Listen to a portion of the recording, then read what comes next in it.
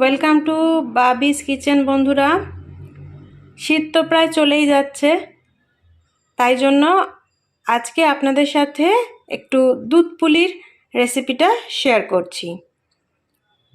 দুধ পুলি রেসিপির জন্য লাগছে চালের গুঁড়ো, দুধ, নারকেলের পুর আর খেজুর গুড়। খেজুর গুড়টা আপনারা পাটালিও দিতে পারেন বা এই ঝোলা খেজুর গুড়টাও দিতে পারেন, যেটা খুশি। আমি ঝোলা খেজুর গুড়টা দিয়েই করছি, এটা আমার ছিল তাই।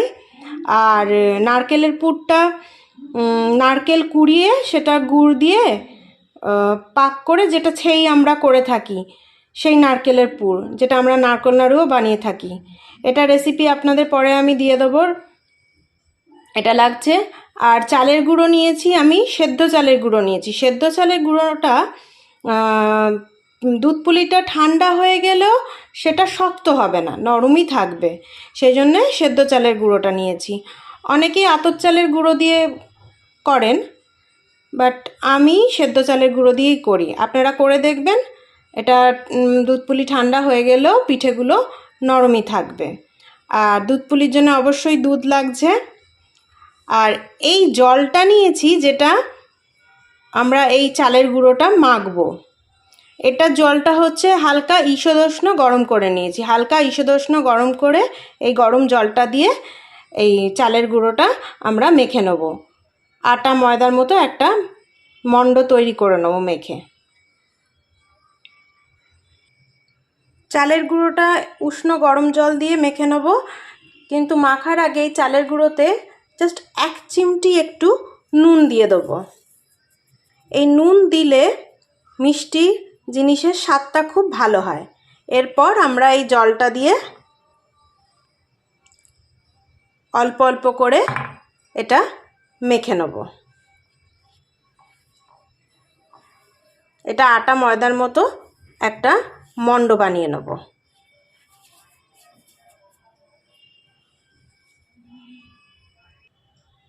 দেখুন, এটা মাখা হয়ে গেছে, ঠিক ময়দার তালের মতো, যেরকম আমরা আটা ময়দা মেখে থাকি সেরকমই মাখা হয়ে গেছে এটা। এটা এবার 10 থেকে 15 মিনিট রেখে দেবো, যাতে জলটা অ্যাবজর্ব করে সুন্দর একটা নরম ডো তৈরি হয়ে যায়। এটা আমরা 10 থেকে 15 মিনিট রেখে দেবো, তারপরে আমরা পিঠেগুলো গড়ব। এবার আমরা চালের গুঁড়োর এটা মাখা হয়ে গেছিলো। এবার আমরা পুলিগুলো গড়ব। পুলিগুলো গড়ার আগে হাতে একটু জল নিয়ে নেবো, হাতে ভিজিয়ে নেবো, তারপরে আমরা পুলিগুলো করব। যেমন লুচির জন্য আমরা ছোট ছোট লেচি করে নিই, সেই রকমই আমরা ছোট ছোট লেচি করে নেব। করে নিয়ে, যেরকম ধরুন কড়াইশুঁটির পুর ভরি, যে কোনো জিনিসের আমরা পুর ভরি, এরকমভাবে একটা গর্ত বাটি মতো করে নেব। তার মধ্যে এই নারকেলের পুরটা ভরবো। নারকেলের ছেই যেটা, সেটা হচ্ছে নারকেল কুড়িয়ে নিয়ে কড়াইতে দিয়ে আপনারা পাটালি বা খেজুর গুড় দিয়ে এটা পুরটা বানিয়ে নিতে পারেন। সেটা আর একদিন দেখিয়ে দেবো বা ডেসক্রিপশন বক্সে দিয়ে দেবো। এরমভাবে ছোট ছোট করে দুধ পুলির পিঠে ছোটই হয়। অন্য পিঠে যেমন সেদ্ধ পুলি, ভাজা পুলি, সেগুলো একটু বড় সাইজের হয়ে থাকে। আবার একটা আপনাদের দেখিয়ে দিচ্ছি, এরকম লুচির যেমন আমরা লেচি নিই, ছোট একটা বল নিয়ে নিলাম, নিয়ে এটাকে বাটির মতো গড়ে নিলাম।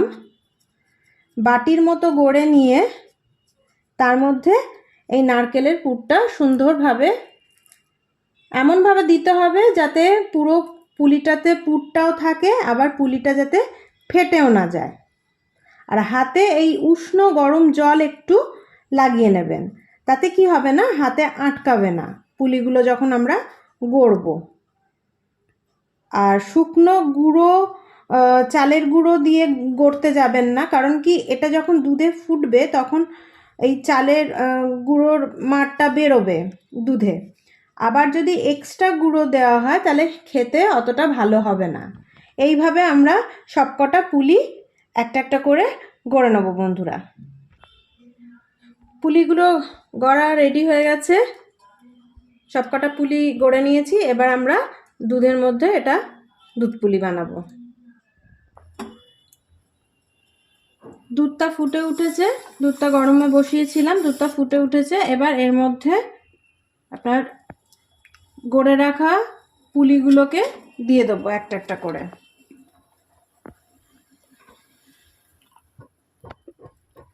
গড়ে রাখা পুলিগুলোকে একটা একটা করে দিয়ে দেবো।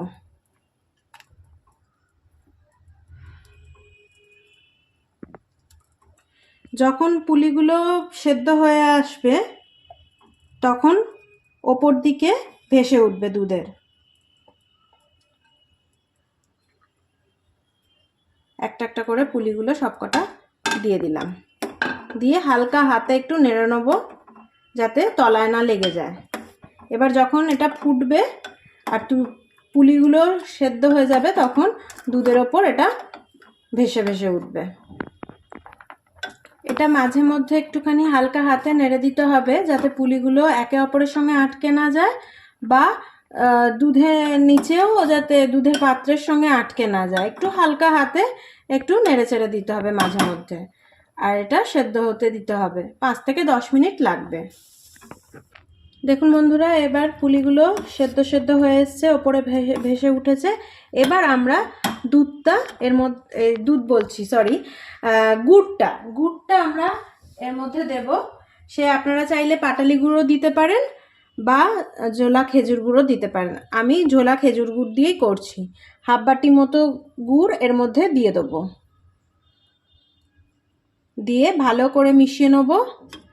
আর যখন গুড়টা দেব তখন এটা সিম করে রাখবো, মানে গ্যাসের ফ্লেমটা লো ফ্লেমে রাখবো যাতে গুড়টা দিলে দুধ কেটে না যায়। অনেক সময় গুড় বাজে থাকলে দুধ অনেক সময় কেটে যায়, সেই জন্য গুড়টা যখন দেব তখন ফ্লেমটা একদম লো ফ্লেমে করে রাখবো। তারপরে একটু হালকা ফুটিয়ে নেব, ফুটিয়ে নিয়ে তাহলে আমাদের দুধ পুলি রেডি হয়ে যাবে। এর মধ্যে অনেকে চাইলে এলাচ দিতে পারেন থেতো করে, কিন্তু আমার দুধ পুলি নিজস্ব যে স্বাদ গন্ধ সেটাই ভালো লাগে, সেইভাবেই আপনাদের সাথে শেয়ার করলাম। তো এটা ফুটে গেলে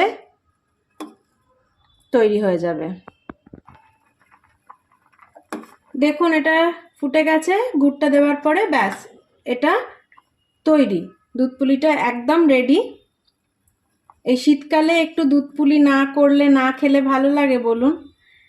এই দুধ পুলি বলুন, পাটিসাপটা, পিঠে, সেদ্ধ পিঠে, ভাজা পিঠে সব কিছুই আমার মায়ের কাছ থেকে শেখা।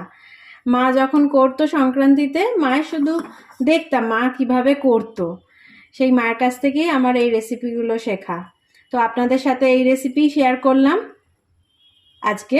দুধ পুলি কেমন লাগলো জানাবেন। ও মা, এতক্ষণ ধরে কি বানাচ্ছ গো? আরে এই তো একটু দুধ পুলি বানালাম। আচ্ছা, তোর জন্য দুধ পুলি বানালাম। এই দেখ, দেখ সুন্দর হয়েছে না? হ্যাঁ খুব সুন্দর হয়েছে। বন্ধুরা তোমরা বানিও, দুধ পুলিটা কেমন লাগলো আমাকে জানিও। সাবস্ক্রিপশন করো, লাইক দিও, শেয়ার করো, আর সাবস্ক্রিপশন করার সময় বেল আইকনটা টিপে দিও, তাহলে আমি এরকম নতুন নতুন রেসিপি বানালে তোমাদের কাছে চলে যাবে। অবশ্যই জানিও।